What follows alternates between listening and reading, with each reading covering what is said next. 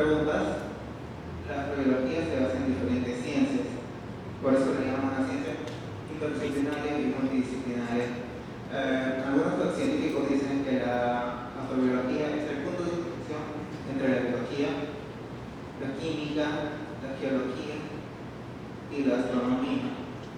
Obviamente estas son las cuatro ramas que van a aportar más a estos estudios, pero también vamos a encontrar que otras ciencias como la física, la nanotecnología, la medicina y la ingeniería van a tener aplicaciones en ella.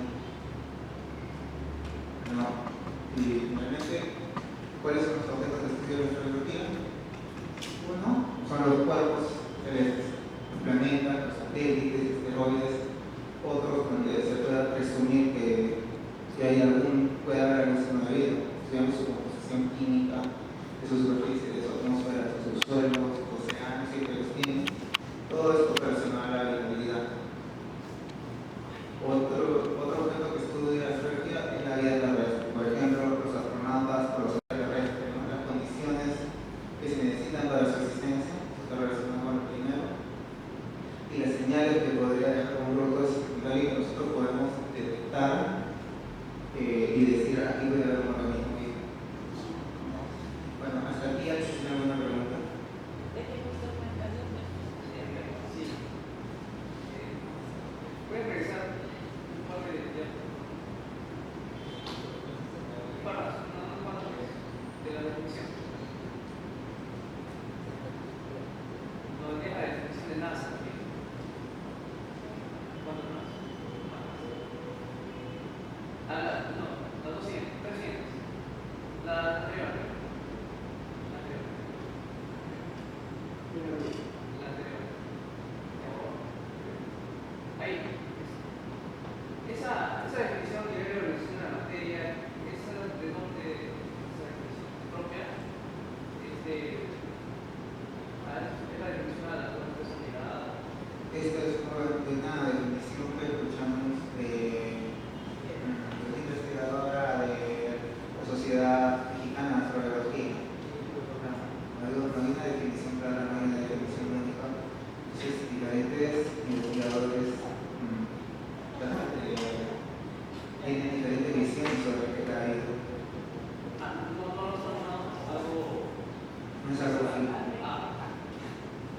Porque nivel de organización de la materia, para hablar de la organización de la materia, yo creo que no necesariamente es vivo.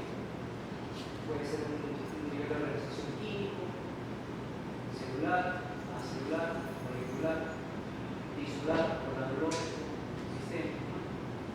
Entonces, más adelante de esa manera autocontrolada. Asumo que eso se refiere al metabolismo. Se refiere principalmente a la entropía. La termodinamia. Ajá. O sea, es que la el nivel de desorden interno de desorden, pero si no, cuando vemos un ser vivo es extremadamente ordenado. El problema es que si no está en desorden, está quieto. Si está quieto, no está vivo. No está quieto, está en constante cambio, pero encuentra un orden aprovechando la energía de su alrededor. Entonces, como te digo, es algo bastante difícil de definir. Pensé que lo había tomado un concepto No, no son ejemplos. No. Parte de la vida. Bueno, la vida es una organización, ¿no? En función a que se puede existir vida con una química diferente a la que la biología también estudia la vida, pero en otro tipo de composición, de no solo estudia la vida como nosotros la conocemos. El problema es que nosotros solo conocemos un tipo de vida, es la vida que encontramos aquí en la Tierra. En vida pasa en la Yo me refiero a que la biología estudia la vida del universo, o sea, Claro. incluyendo la Tierra, ¿no? Sí.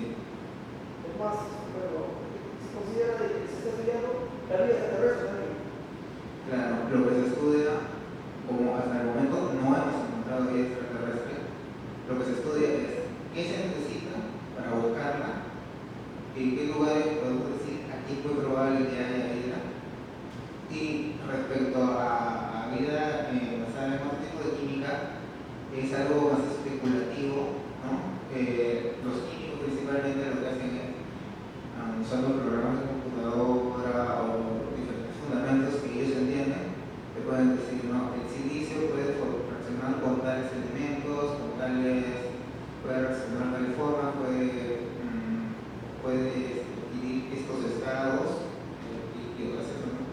Y dicen, entonces, de repente, no bajo las mismas condiciones que hay en la Tierra, sino bajo otras, esto podría funcionar y formar vida. Pero es solo de manera especulativa.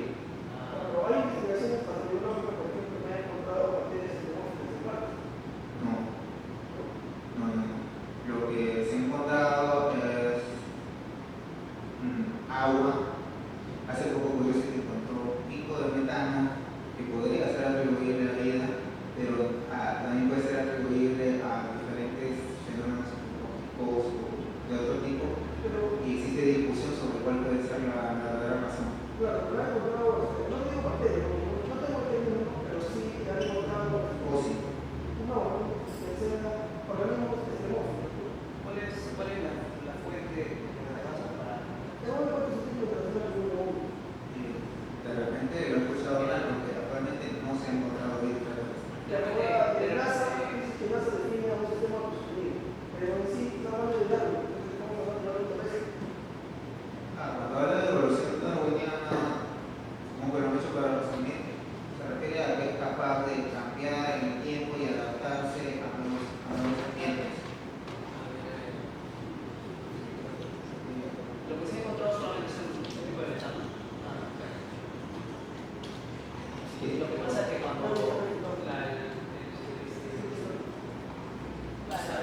lo que hizo Huawei, hasta donde yo recuerdo, es un decalio se usaron tres componentes: cierto, metano, amoníaco y hidrógeno. Porque la atmósfera, según Paris, era extremadamente reductora, porque no había oxígeno.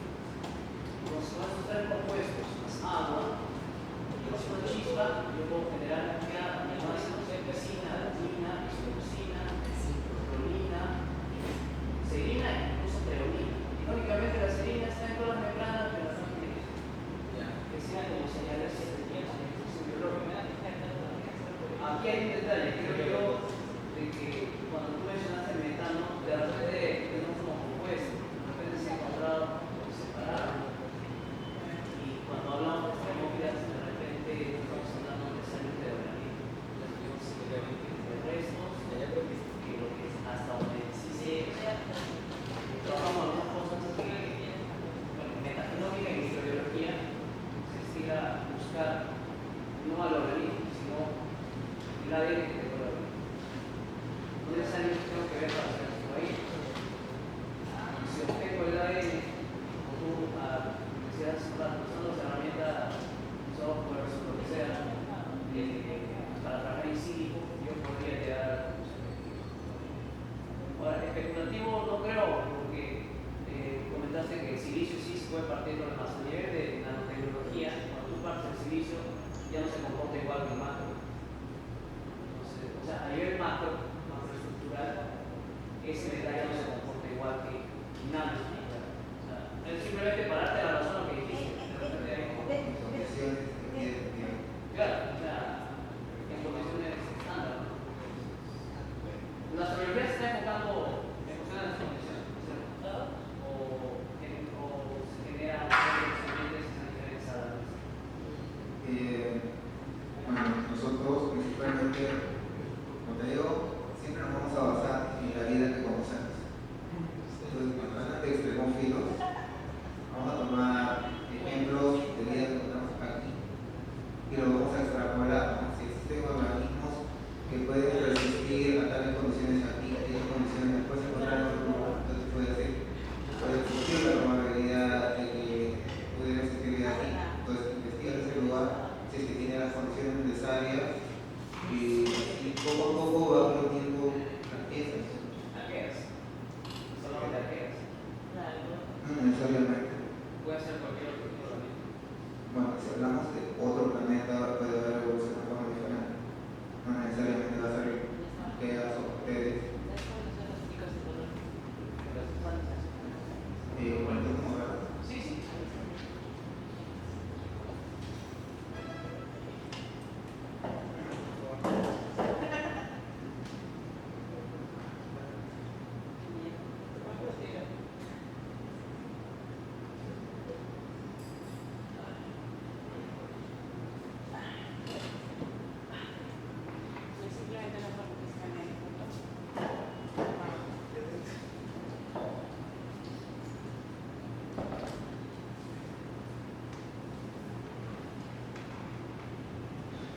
Bueno, ahora vamos a hablar de la hoja de ruta de astrobiología, que es un documento escrito por NASA, donde trata de, primero nos define qué es la astrobiología, qué estudia, también nos comenta las 3 preguntas que he mencionado antes, pero lo principal de este documento son estas 7 metas, que son las metas de estudio de la astrobiología.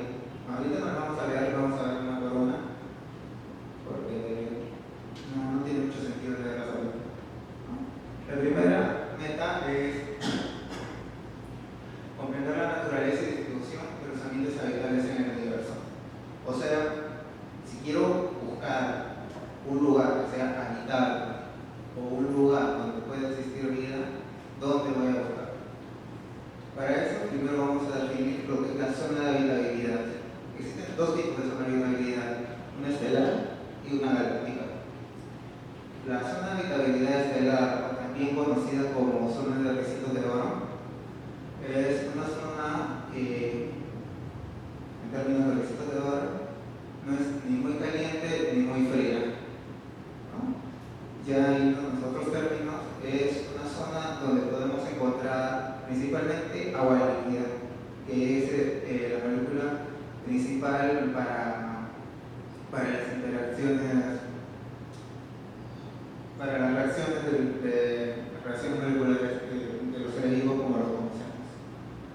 Ahora, esta zona de habitabilidad, como podemos ver, va a variar dependiendo de la estrella a la que nos referimos, ¿no? Una estrella pequeña como una enana roja va a tener una zona de habitabilidad delgada y va a ser mucho más pequeña, ¿no? Una estrella mucho más grande va a tener una zona de habitabilidad más amplia, también con un ancho un poco mayor, pero estas estrellas tienen una vida corta, entonces son malos candidatos para buscar un planeta habitable o vida.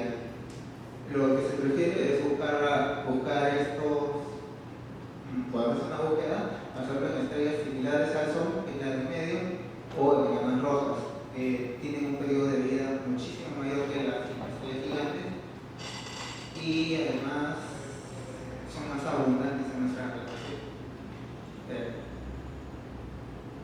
Ahora, la zona de habitabilidad galáctica es similar, solo que aquí lo que ocurre es que en el centro de la galaxia hay demasiada actividad, hay demasiada radiación, ¿no? Está lleno de estas estrellas grandes, entonces es más difícil que algo que se forme se mantenga. Debido a la radiación se mantendría cambiante todo el tiempo, ¿no? Y si está muy lejos, lo que vamos a tener es que, por algo que vamos a ver más adelante, estas estrellas gigantes, como una en el centro, son las que producen la mayoría de los elementos, carbono, nitrógeno, oxígeno, que son los principales para la vida, van a ser más abundantes hacia el centro que hacia afuera. Entonces, como hay muy poca concentración de estos elementos de afuera, es también muy difícil encontrar vida en las zonas. Nosotros justamente estamos en ese puntito amarillo, que es esta. Estamos dentro de la zona de habitabilidad galáctica y dentro de la zona de habitabilidad estelar. Bueno, y una vez que ya sabemos dónde buscar respecto a una estrella, hay que saber en qué tipo de planeta buscar.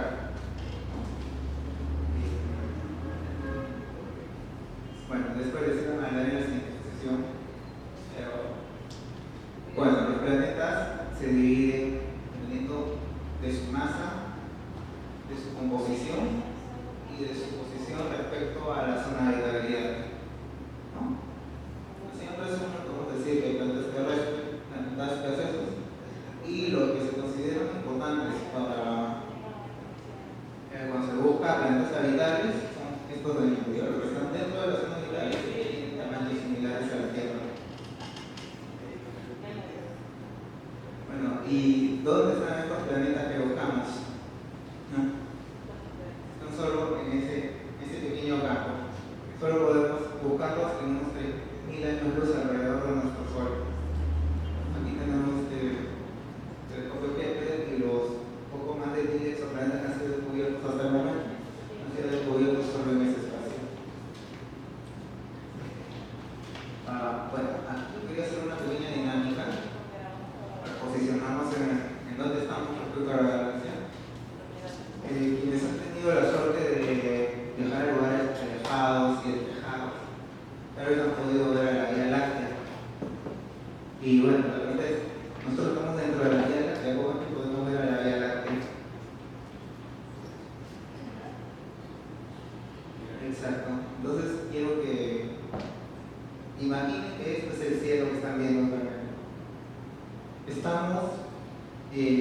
en una pequeña piedrita, que ahorita una estrella, que es uno de tantos puntos azules, y todo, bueno, puntos de colores en realidad, y todos estos puntos que vemos, todo lo que vamos a ver en la noche, en realidad no son más que una pequeña porción del trazo donde estamos viajando todos juntos alrededor de esa galaxia.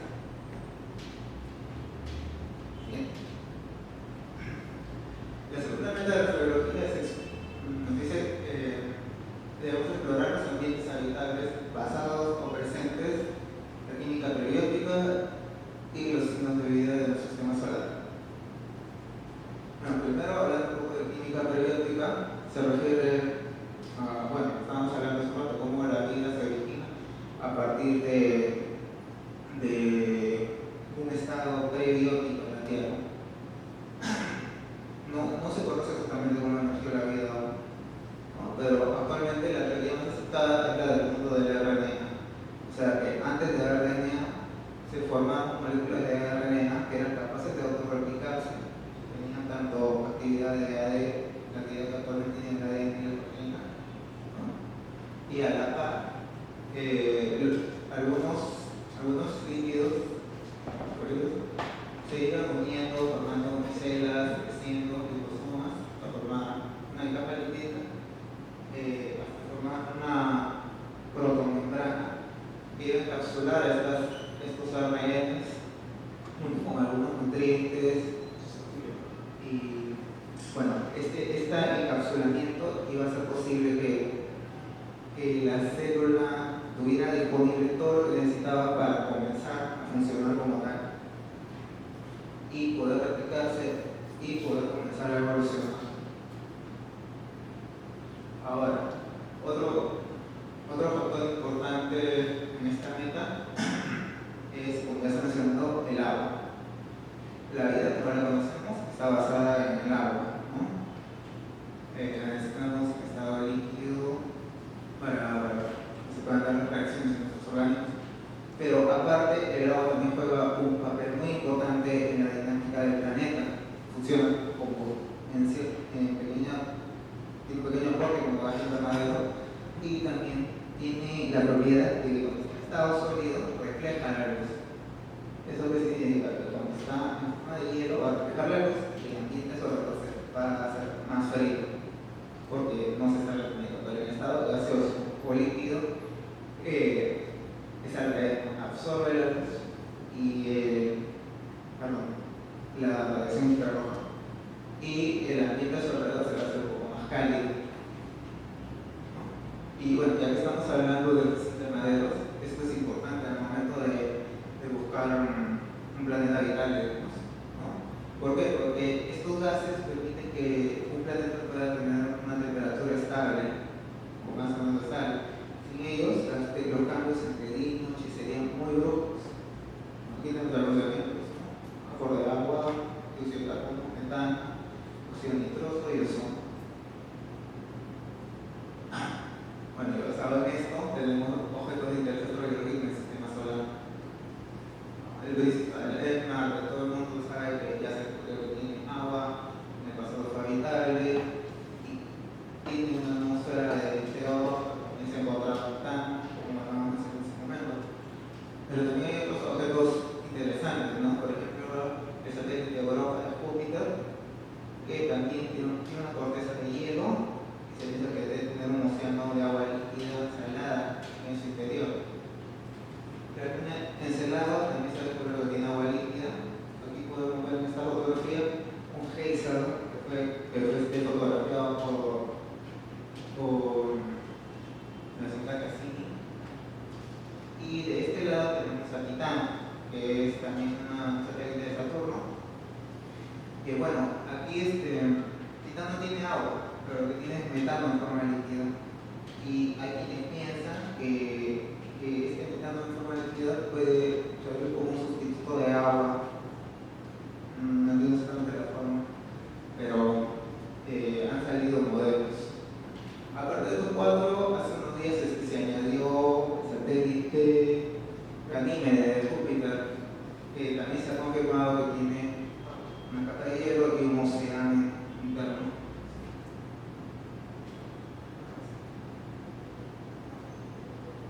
La tercera meta, queremos entender cómo la vida se origina a partir de recursos cósmicos y planetarios.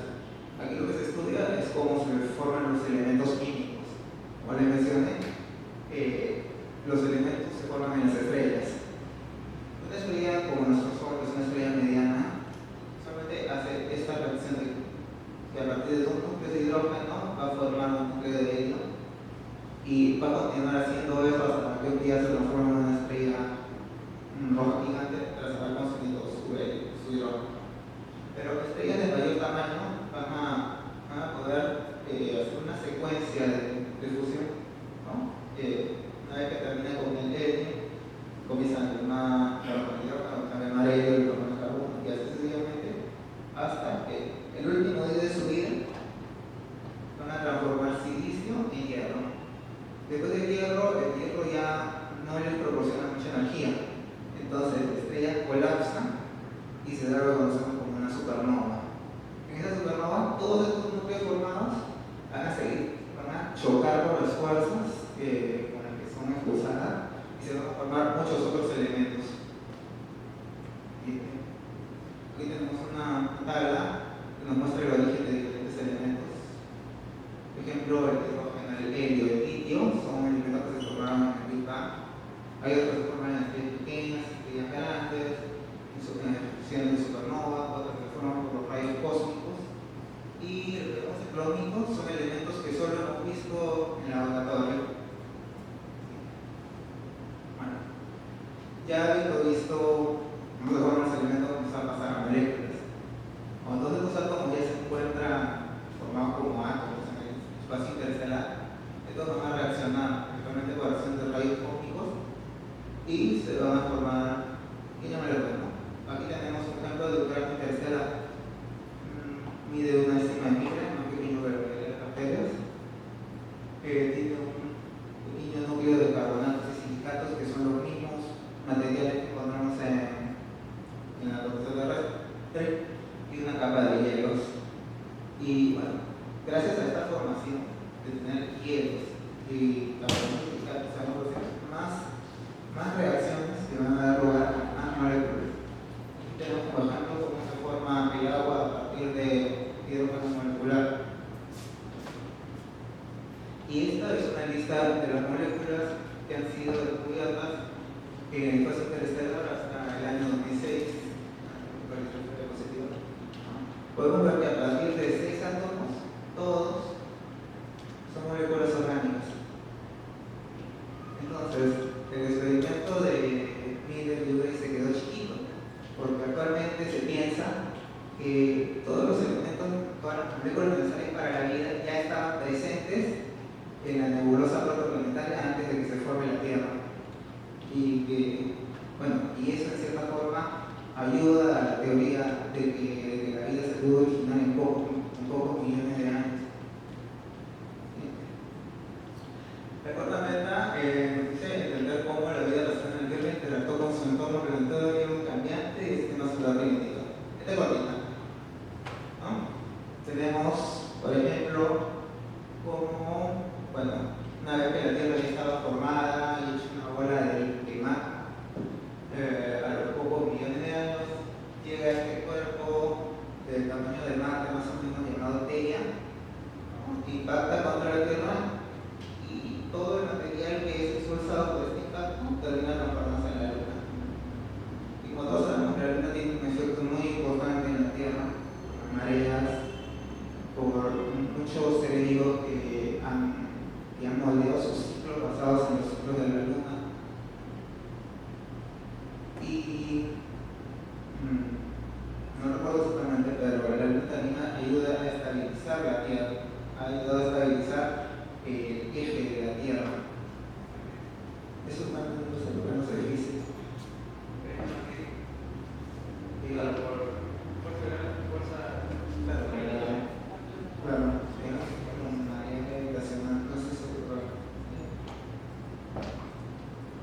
La meta 5 es completar los mecanismos evolutivos y los límites ambientales de la vida. Esta parte sí es más biológica, ¿no? Podemos ver cómo a través de las eras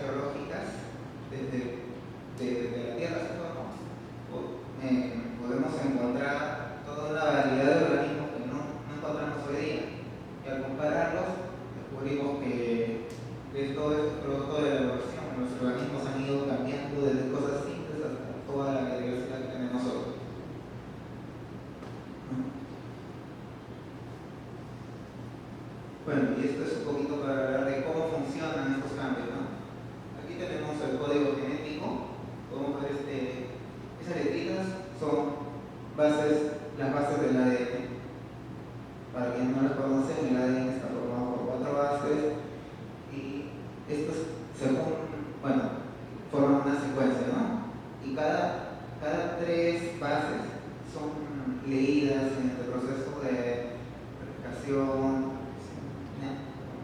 de transcripción y traducción. Y bueno, cada secuencia de 3 va a codificar un aminoácido y se forma una secuencia de aminoácidos basada en el código de la secuencia de nucleótidos, y esa secuencia va a formar una proteína. Ahora, esas proteínas, nosotros sabemos que tienen diferentes funciones en los diferentes organismos que existen, ¿no? Algunas proteínas nos ayudan a captar oxígeno, otras nos ayudan a movilizar los nutrientes en nuestras células.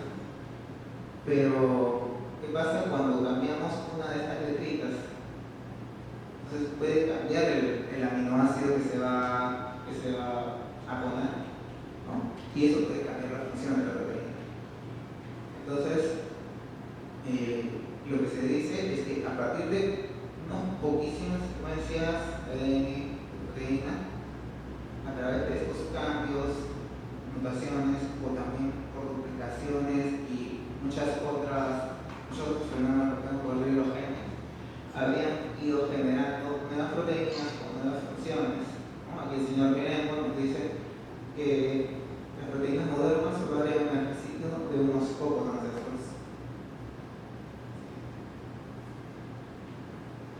Y ya que estamos hablando de modificaciones y de evolución, vamos a hablar de la vida en ambientes extremos, ¿no?